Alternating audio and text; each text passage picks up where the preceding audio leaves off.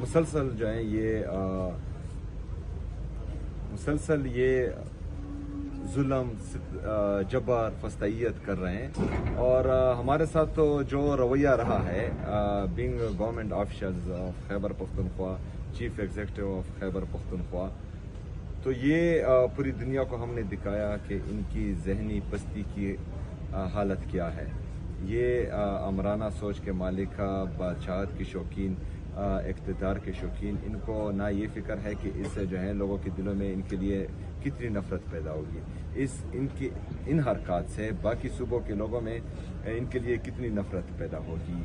ان کا اس لیے فکر نہیں کرتے کیونکہ یہ عوامی نمائندے ہیں ہی نہیں، جعلی طریقے سے آتے ہیں، کوئی 10,000 ووٹ لے کر، کوئی 5,000 ووٹ لے کر تخت پر بٹھا دیا جاتا ہے، کوئی 17 سیٹوں سے، کوئی 15 سیٹوں سے تخت پر بٹھا دیا جاتا ہے۔ تو ان چیزوں کی یہ فکر پھر کرے کیوں؟ لیکن اس سے نفرتیں بڑھتی ہیں۔ میں آ رہا تھا 2 دفعہ۔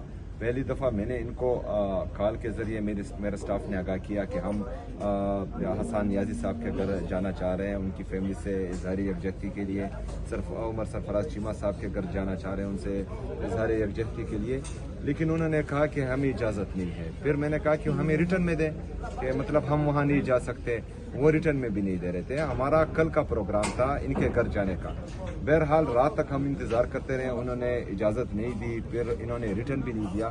صبح میں گیا، وہاں پر مجھے روکا، تقریباً آدھا گھنٹہ ہم نے پھر انتظار کیا کہ ان میں تھوڑی غیرت جاگے گی، ہمیں جانے دیں گے، لیکن انہوں نے جانے نہیں دیا۔ پھر نورین آپا نے کہا کہ میں وہاں پر آتی ہوں، آپ وہاں ٹھہریں، اگر آپ کو نہیں چھوڑ رہے تو میں آپ سے وہاں ملنے آتی ہوں۔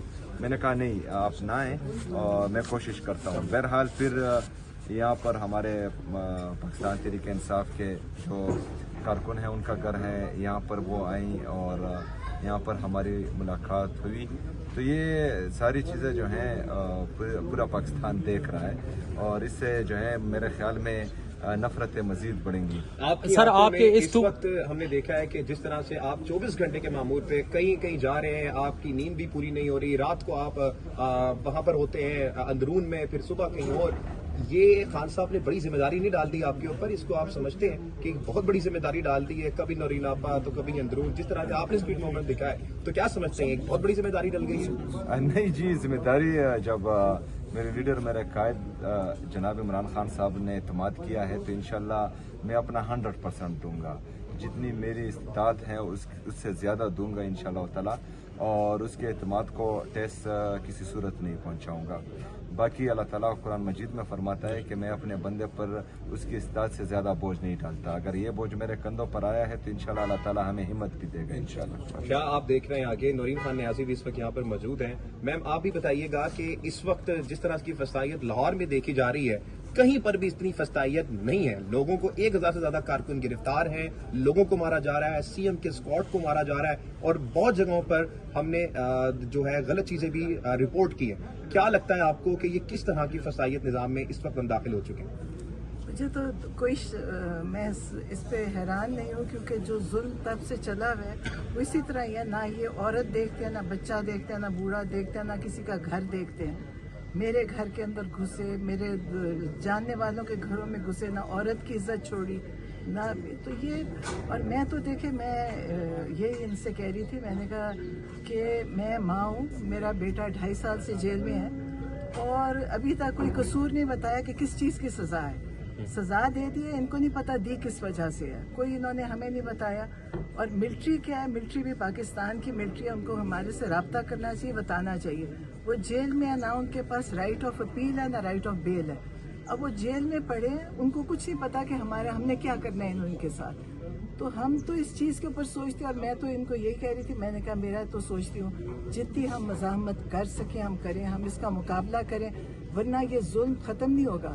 اس کو ہم سب کو مل کے اس کا مقابلہ کرنا چاہیے۔ تو دیکھیں، ظالم تو ڈرپوک بھی ہوتا ہے، ظالم ڈرتا بھی ہے، کیونکہ ظالم کو پتہ ہے اس کے اوپر واپس آئے گا یہ سب کچھ۔ تو سب کو چاہیے اب اس کا مقابلہ کریں، ان سے ڈرنے کی یا گھبرانے کی ہمیں کسی کو بھی ضرورت نہیں ہے۔ یہ خوف زدہ ہیں تبھی یہ کر رہے ہیں، ورنہ یہ میرے گھر آ جاتے تو ان کا کیا ہو جانا تھا، کچھ بھی نہیں۔ لیکن یہ ہر چیز سے ڈرتے ہیں۔ میرا نہیں خیال یہ سو بھی سکتے ہیں، کیونکہ ان کو خوف اتنا ہے کہ ان کو لگتا ہوگا کہ ہمارے ساتھ اب لوگ کیا کریں گے۔ जब जुल्म किया तो इनके साथ तो इनका तो बहुत बुरा अंजाम होगा इंशाल्लाह। सीएम साहब, अभी हाल ही में जैसा कि आपको पता है हम 2 सहाफ़ी गिरफ्तार हुए यहाँ, और हमारा गाय बगाए टाकरा होता रहा टीएलपी के लोगों के साथ। वो आपकी तरफ देख रहे हैं, उन्होंने आपके लिए बहुत से पैगामात भी भेजे हैं, उनकी लीडरशिप से हमारी बात हुई, वो भी कहते हैं कि हम सीएम केपीके की तरफ देख रहे हैं कि उन्होंने आगे कदम बढ़ाना है और हमने भी उनके साथ चलना है। तो क्या पैगाम है, आप उनके लिए क्या पैगाम देना चाहते हैं, और इस सारे मंजरनामे पे ओवरऑल क्या कमेंट्री करना चाहते हैं सर? देखिए जी, 26 नवंबर को जब रियासत ने अंधाधुंध फायरिंग की, जी, हमारे लोगों को शहीद किया, हमारे लोगों को जख्मी किया, फिर हमें अपने शहदा नहीं दे रहे थे। हम बार बार जो है उनको कह रहे थे कि देख हम उनके कफन दफन का बंदोबस्त करें, लेकिन जब तक उनसे स्टाम्प पेपर नहीं लिखवाए गए, वो नहीं दिए गए, तो हम उस वक्त ये कह रहे थे कि ये लोग जो हैं अभी इनके हाथ खून से रंगे गए हैं, ये अभी आदी हो चुके हैं इस चीज़ के। अगर आप लोग पूरा पाकिस्तान चाहे जिस भी पार्टी का है वो इस चीज़ पर नहीं बोलेगा और इसको मजाक समझेगा तो कल इन पर आएगी। अभी टीएलपी जैसी मुनज़्ज़िम पार्टी जो है वो हमें कम देखने को मिलती है। उनके साथ मुरीदके में जो हुआ, उनके शहीद किए गए, लेकिन किसी ने रिपोर्ट नहीं किया। तो अभी उस पर अगर हम चुप हुए तो फिर कल को किसी और का नंबर होगा। आज जो हुकूमत में है कल को अपोजिशन में होंगे, फिर इनका नंबर होगा। जिस तरह आपको आगा शेख सरवर को उठाया गया, इससे पहले जब इमरान रियाज भाई को, शहीद अरशद शरीफ साहब को, हमारे जो बाकी सहाफ़ी हैं, साबिर शाकिर साहब, याजमीर साहब, समी इब्राहिम साहब और बाकी जितने भी हमारे सहाफ़ी हैं और बड़े बड़े सहाफ़ी हैं, जब उनको उठा रहे थे हम यही कह रहे थे कि आग इनके घर को लगी है तो ये आग आहिस्ता आहिस्ता आपके घरों तक पहुंचेगी। तो उन पर कोई नहीं बोला आज आप लोगों की बारी है, आप पर कोई नहीं बोलेगा कल को किसी और की बारी होगी। तो इससे पहले कि ये आग सबके घरों तक पहुंचे, तो हमने उससे पहले इस आग को बुझाना है, और ये आग बुझेगी तब जब तमाम लोग इसमें अपना किरदार अदा करेंगे।